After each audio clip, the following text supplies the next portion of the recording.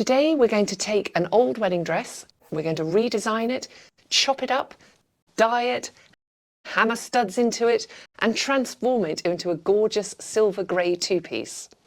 I'm Caroline Arthur, I'm a bespoke wedding dress designer dressmaker and I specialise in making and repurposing old wedding dresses. If you have a look on my channel, you'll see there are lots of other videos with ideas for what you can do with your old dress. If you like my jacket, then do please give me a thumbs up and watch all the way through to the end of the video so you can see how the transformation went from the original dress into something completely different. Every wedding dress is different, so if you'd like to repurpose your old dress, but it feels a little bit dated, watch to the end and you'll discover how to harvest the fabric and make something completely new. I'd suggest you start by rifling through the layers and looking at what fabric you've got. In this dress, there was a satin interlining underneath the chiffon top layer, and then there was heaps of lining and netting with lots of great potential. There was also this lovely beaded brooch that anchored the pleating of the bodice and the skirt. You could use something like this to make jewellery, or it would be perfect if glued onto a little box for your dressing table. Because the dress had a horizontal seam, the first thing I did was to take off the brooch and look to unpick the bodice from the bottom of the dress. I thought the bottom would be perfect as a skirt, so I separated it out and I turned the bodice into a clutch bag. Now there are lots of companies that specialise in doing this. Try Unboxed if you're in the US, or Harlequin if you're in the UK. I'll leave the links in the description below. Linings of wedding dresses often aren't great quality, but this one is perfectly sufficient for dyeing and making into bunting. Same with the netting petticoat. I dyed this and I made it into pom-poms. I'll show you how to do this in another video. Then I set about sketching my idea. Now I always start by sketching the original dress when I'm going to repurpose something. You don't have to do that, but this just helps my design process. These straps I thought were gorgeous, ideal to use maybe as handles for a bag in the future.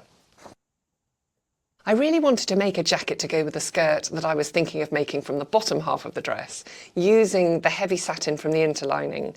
I fancied something with a bit of a utilitarian edge to it, maybe dyeing it a much darker colour and having features that made it very wearable and quite casual, so very different to the original dress. I just kept on adding little details like the pockets and the cuffs and the stud buttons and the top stitching until the sketch looked like the sort of thing I was after. The skirt part was fairly straightforward, as I literally just needed to use the bottom half of the dress pretty much exactly as it was, but with the train chopped off and adding a waistband and then dyeing it to match the jacket. So I used a heavy satin interlining for the jacket. I used the chiffon top layer and some of the lining for the skirt, pretty much exactly as it was on the original dress. I decided to add top stitching, which tends to get used on denim jackets, because that was the look I was going for. I kept the pleating and the sarong effect, which is so flattering across the tummy for the skirt. And then I added the stud button detail, which I'll show you how to do in a minute. I laid all the fabric out on the studio floor to check that I hadn't missed anything, and then I took the satin through to the kitchen and started dyeing it. Having used this dye before, I knew it was a beautiful grey, but I hadn't realised it would come out this almost silvery gunmetal colour on satin. It was really gorgeous, so I rinsed it and hung it up to dry, gave it a quick press, and then I referred back to my sketch and took it to my sewing room to cut the pattern for the jacket. Once I'd cut the fabric out, I stitched the panels back together and top stitched in white all around every seam, so the shoulders, the sleeves, the pockets, the waistband and the cuffs. And the final step was to add the stud buttons.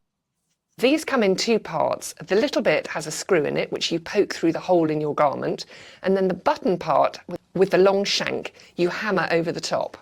At this moment in the transformation, my 12-year-old decided she wanted to have a go, so after a bit of health and safety discussion, I did let her loose with the hammer, so she's going to show you how you do it. All you need is a hammer and a bit of cardboard, or something to hammer onto. Happily, no injuries to report.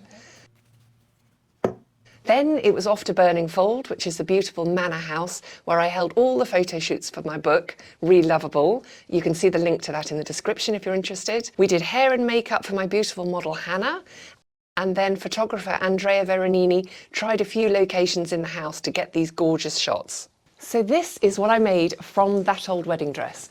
It was such good fun. It is a complete transformation and it gives you hopefully a little taste of what you can do with your old wedding dress. Now, I loved this project. I loved Holly, my daughter, being part of it, and I thoroughly enjoyed just using my imagination and doing something completely unexpected. So I hope this really inspires you to think about your dress and just look beyond the current style of it and just think, what could you actually do with the fabric? So if you enjoyed this video, please give me a thumbs up. I'd love to know how your transformation goes, and I will see you next time.